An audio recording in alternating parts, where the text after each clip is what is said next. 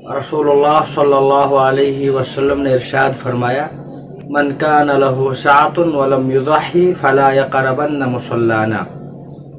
जो आदमी कुर्बानी की ताकत रखता हो, कुर्बानी की वसअत रखता हो, वो साहिब निसाब हो, मालदार हो, उसके बावजूद भी वो कुर्बानी न करे तो वो हमारे ईदगाह के करीब भी ना आए।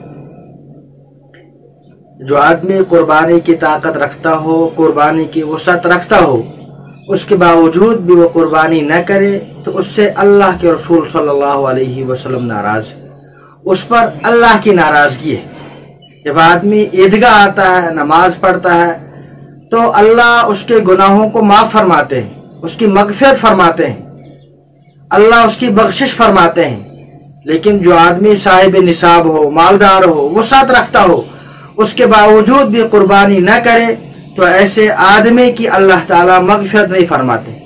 अगरचे वो ईदगाह आ भी जाए तो ऐसे आदमी की मगफिरत नहीं होती।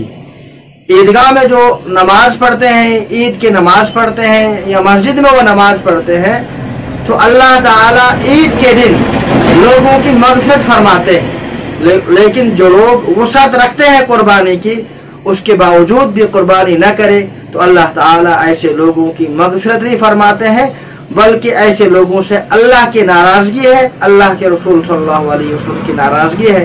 अल्लाह ताला आपको भी और मुझे भी कुर्बानी के तौफीक अता फरमाए और अपने नाराजगी से बचाए। अस्सलामु अलैकुम व रहमतुल्लाहि व बरकातुहू।